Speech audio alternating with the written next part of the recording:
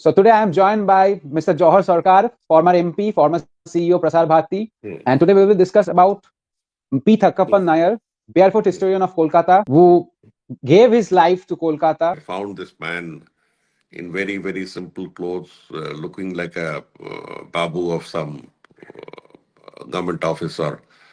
So By he left the that job time, he had for started, Kolkata. he found some empathy, and then he started writing on old Kolkata. The problem with historians is the same. The historians write for other historians. Reminded me of one of your article where you wrote about the Dharmotala, how the name came from Dharma Mandir. Ah. So today I am joined by Mr. Jawhar Sircar, former MP, former CEO Prasar Bharati. Welcome, sir. Thanks for joining us. And today we will discuss about P. Thankappan Nair, Barefoot Historian of Kolkata, a mad lover of Kolkata, who gave his life to Kolkata. So, sir, please tell us about his journey and your interaction then with him. So, tell us how he landed up here and fell in love with this city. He came to Calcutta in 1955 looking for a job. He was from Ernakulam, and he tried a lot of things, including stenography, then took on to writing for commercials and financial journals. And on those days, those journals are all not available now. He tried his hand here and there, and then he also went up and studied law, thought Okay. of that as a vocation. He was he found employment with the Anthropological Survey, and he was posted in Guwahati, where he stayed for some time, a short while, but came back to Calcutta. And then they Oh, he took wanted the to job. post him. Huh? Okay. He He took the didn't job. quit I it. He thought, came back to Calcutta, okay. and then they wanted to post him somewhere else. And he said, "No, I Okay. won't go. I won't go. It's not worth my while. I'll stay back in Calcutta." So By he left the that job time, he had for started, Kolkata. from in the 50s and early 60s, somebody from a small town like Ernakulam would find Calcutta very overwhelming. Very overwhelming. The first sight of Howrah station itself is something that uh, zaps people, even now. Even now, when you see something like 36 platforms all together under one roof, it's not like the other stations where you have the roof of the station and then you have the brake for the trains. It's one big, huge dome. So, I mean, that itself is stupefying. It's only station of this type. So he was overwhelmed by the city first, and then he started looking at the, let us say, the underbelly of the city, the common people's areas, rather than the mansions and rather than the grand edifices. And there he found that people here had a lot of commonality with Malayalis, which we have, as everyone knows, both in terms of argument, in terms of thinking, in terms of demands, in terms of fish, food, Fish. rice, Fish. a lot of Yes. commonalities. So he found some empathy, and then he started writing on old Kolkata.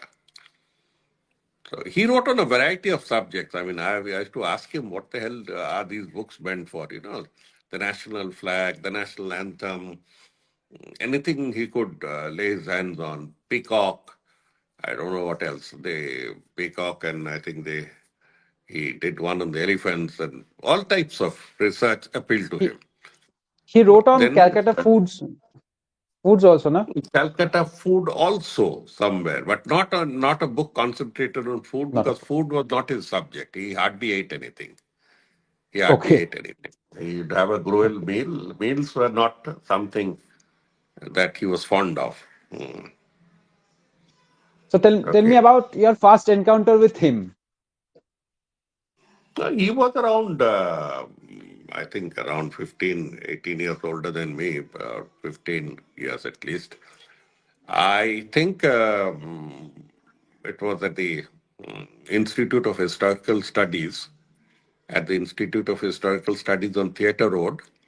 where a small subgroup had started known as Society for the Preservation of the Heritage of Calcutta. It's a big name. I can't remember the full name.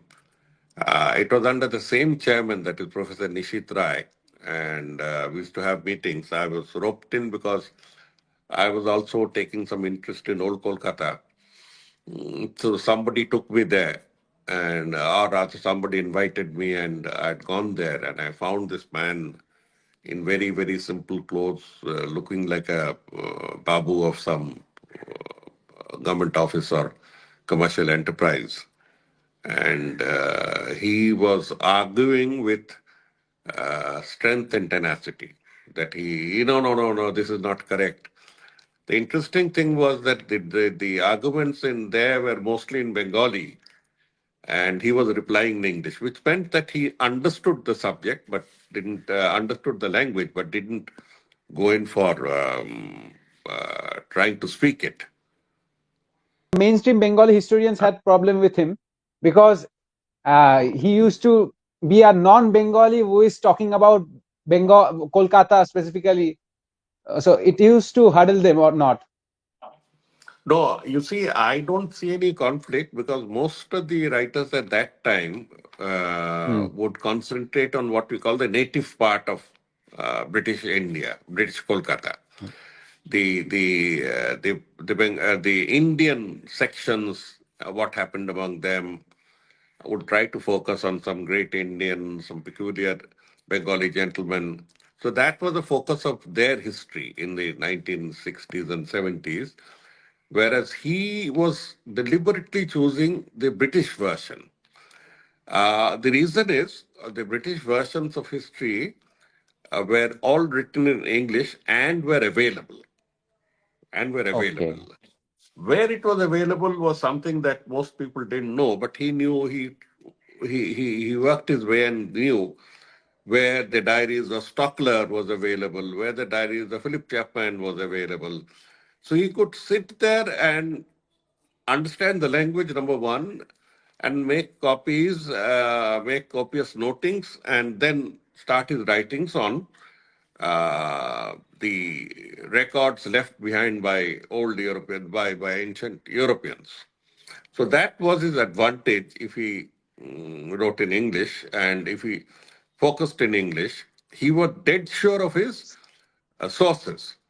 Whereas others who were writing in Bangla Hmm. could be rather speculative and based on Oh, legends rather than records, fictional stories rather than hard historical facts. To that extent, oh. there was no conflict, but they felt a little threatened, yes. And many criticized him, saying that Uni Bangla janen na, he doesn't know Bengali, etc., etc. But he can Which I don't. understand, na? He could He understand. He can could understand. understand based on tradition. So he differentiated himself with the researchers or the historians, saying that I write in a simple manner rather than in a complex manner. So that is a problem with all academics in every subject, whether it be physics, whether it be whatever. They talk among themselves. The problem with historians is the same. The historians write for other historians. They don't write for you and me. Okay. And Thankappan Nair, on the other hand, made history accessible to others. So he never wrote in any high-flown jargonistic history academic language. He never wrote. He wrote in whatever he found. In fact, language was not his strength. That is another thing. Sometimes I had to sort of point out to corrections that needed to be made. So he Because his dedicated a first, book to. when he wrote his first books on Kolkata in the 16th century, 17th century, 18th century, and all that, these were basically hand copied records taken from very unknown sources. I mean, they were all available. He knew how to find them out. So he took these records and hand copied it because there was no Xerox, nothing, you must remember. And then typed them all out in his home office, typed them all out. So at So that time, he was known for procuring these records and for for making them available. I mean, his personal contribution in that early stage was not much. He was basically reproducing what the others had said Yes. with some connecting words and paragraphs. But then, Okay. when he had gained enough confidence, he started writing without quoting others. He shifted to Bhawanipur for a smooth transport towards the National Library. Is it true? I will discuss that part, but I remember that he used to walk from there. Kasaripada Okay. is Yeah. near. It's near the Gurdwara on Elgin Road of Yes. Shambhunath Pandit Street and Horish Mukherjee Road. It's near there, and from there, the National Library is just about 1.5 to 2 kilometers. Have to So, is walk. it true that Oxford wanted to collect his the collection of books, but he didn't give them? The Oxford gave him a blank check. Is it true? That the stories I never cross-checked with him. May have been, but Okay. may have. But no, his collection was quite a big Uh, one. But I don't think it was unique. He had collected books on old Kolkata from here and mm, there, and there were lots of books from other subjects because he used to browse the second-hand market and the footpath stalls and College suddenly Street. chance upon something that was single copies. So Okay. So that's it. And I heard the story but never asked him. he dedicated a book to you. Please tell me about the Yeah. book and some anecdotes, as you are also affectionate to the India Kolkata history, history of Calcutta. So tell me about some significant things about Kolkata that you got to know from him, and we will end with that. So he took me, he was an expert in localities because he had seen almost every lane and bylane of Kolkata. It's incredible. And History of sometimes Calcutta streets. street. So when he started, when he went out on his walks, once in a while I used to say, "Let me go with you." He said, "You can't. You are a city-bred man. You can't keep pace." And I really found that fellow walked very fast, and he could walk for 2 miles at a stretch. And I'd say, "I need a rest." He said, "Why do you need a rest?" Then I would say, "Let's stop at a tea stall." He said, "Why do you need to have tea?" Because he was a crazy chap. He never even took a tea. Then I used to sort of get some biscuits. To be like, "No, no, no, no, I have had my meal for the day."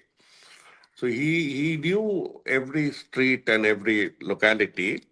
And then sitting in the corporation and other records, he could sort of tally the old name with the new names and the newer names. So we had three layers of names Okay, in every locality. There was an indigenous name. An indigenous name would, for instance, be Godpar.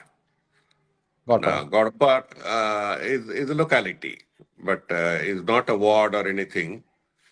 And then you'd get Maniktala Main Road coming out of it. So they would be there, and if there was a road in that locality that was named after a British official, then those names would be changed by the Calcutta Corporation. So whether it was the Congress rule or during the left front rule, they were fond of changing all old names. So you had three names. You had an indigenous or a native name, then you had a British name, and then you had an Indian name on it, top of it. It became very confusing.